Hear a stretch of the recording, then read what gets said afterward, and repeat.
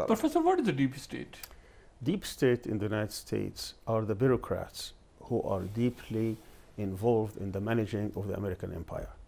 These people are long-term careers, particularly in the institutions that deal with defense, security, military, as well as economics and corporations.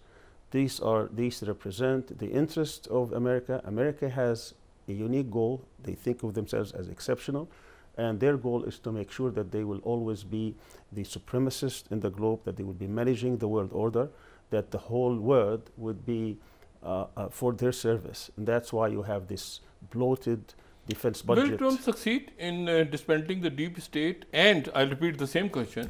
Deep states, they work together. It's a global nexus. You can't, a deep state of a country can't work in isolation.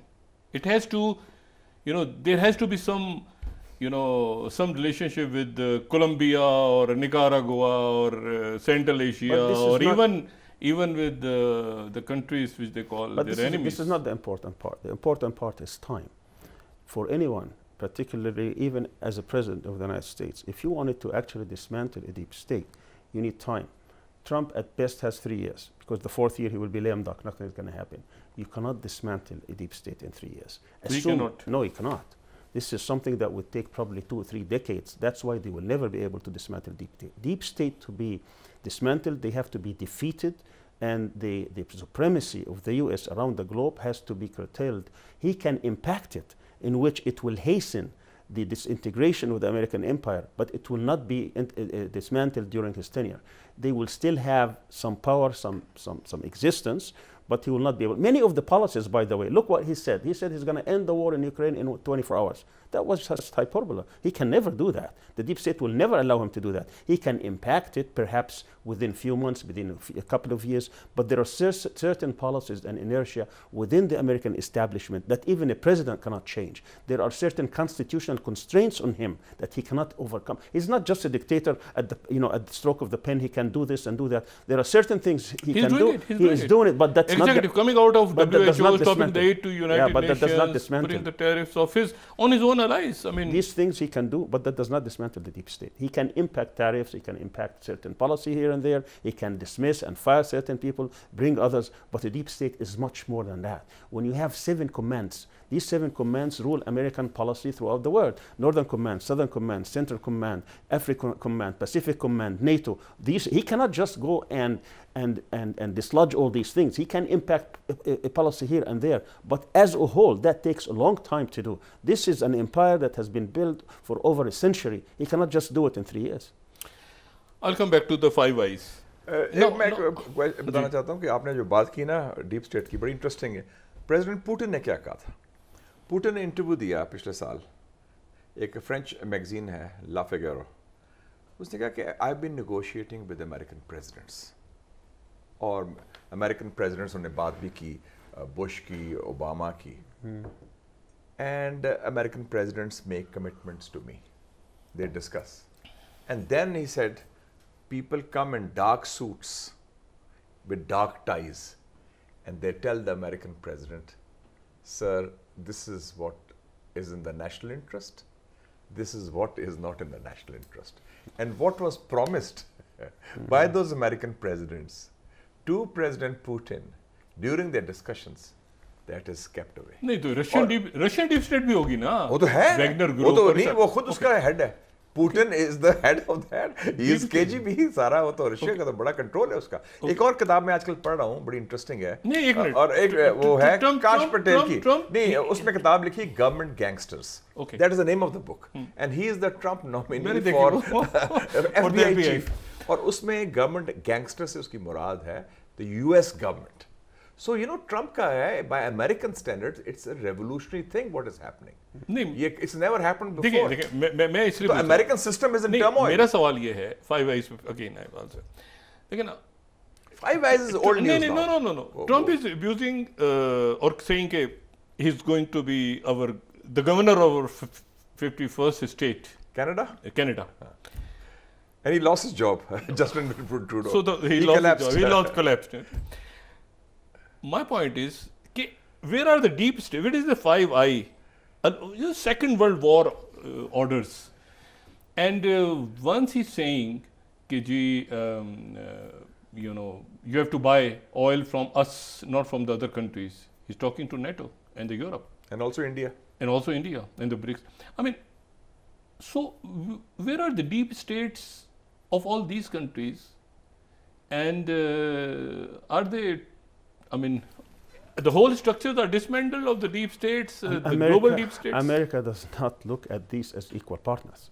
They are just servicing the American empire. Okay. America doesn't even look at the United Kingdom, at Britain as equal. America tells Britain, jump. Britain says, how high?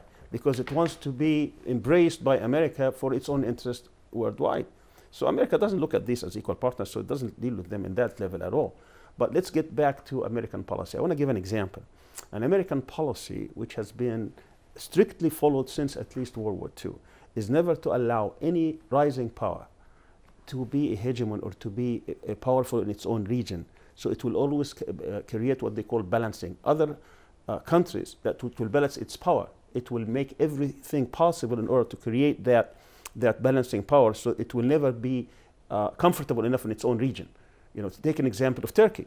Turkey was rising in the past 10, 15 years, so they created this sliver of territory on the northern of Syria so that they can empower the Kurdish troops, give them weapons, train 50,000, give them the oil fields, so that it will always be a threat to Turkey. Turkey makes it 180 degrees, and now it's afraid that its whole country could unravel. So what does Erdogan say? He's trying to extract from Trump some kind of promise to not support the Kurdish. So after 2018, when he met in Buenos Aires, when the whole world was talking about Khashoggi, he tried to deal with that. You know, Trump says, stop this Khashoggi, enough is enough. He says, when are you going to withdraw from Syria?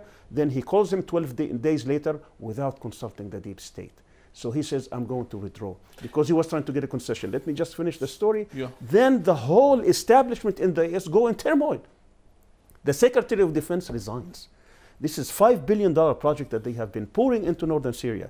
They told the whole world that this is about ISIS, which wasn't about ISIS. This was about Turkey. They were training 50,000 troops, giving them heavy armaments that you don't need for ISIS, giving them $5 billion, giving them the oil fields. And now Trump is doing this without consulting anything, because he's transactional president. He doesn't think deeply. The whole establishment says no. Even the majority leader in the Senate writes an op-ed piece saying this is a threat to national security. So did he withdraw? He didn't withdraw, even though he promised and he gave these promises. He couldn't withdraw. Professor, whatever you are saying is according to what exactly the same points were raised during the hearing of Tulsi Gabbard. She was saying that Americans during Obama administration, they supported the extremists to overthrow Assad. Now, which is true. Which is true. But let me just let me make a correction. The objective was not to overthrow Assad. That was not the objective.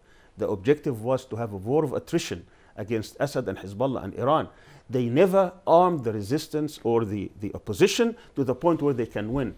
I sat next to a person at one point in a dinner who was in charge of the Syria and Libya office in the State Department.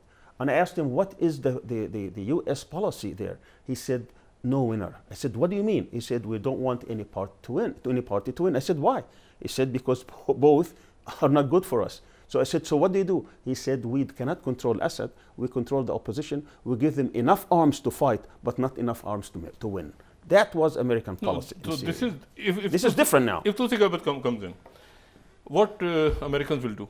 Will they keep supporting SDF, or they will withdraw the troops? This is very interesting. If it wasn't Trump, I would say they will always do SDF. Now with Trump in, with his now think that he has been given the mandate to do what he wants, this would be a real test to what we call the deep state. Will he be able to be convinced by Trump, by Erdogan, to withdraw, and what is the cost? What will be the future? Again, I'll come back after the break. That who will lead the Palestinians is important, because Hamas is Akhwan, and Palestinian Authority is anti-Akhwan. So are the number one. Number two is, I'll come to Houthis also, and I'll come to. No, I think it's not about Ikhwan, it's about Israel. Palestinian Authority is in league with fine. Israel. So after the break, It's about the resistance. Who is going to after the break? मैं आपके दोस्त के बारे में पूछूं ना, Richard granal जो है, वो ऐसे गए और ऐसे जाके छुड़ा के ले आए वो 5 बंदों को। पाकिस्तान में पता चलना चाहिए लोगों को, ऐसे जाके छुड़ा के ले आए वो मदूरो से मिलके। ये बड़ा अनएक्सपेक्टेड है। Talking to the enemy. अच्छा फाइन। और ये दूसरी बात ये है कि has the American dumped Netanyahu और they dumped have they dumped Israel? No. Or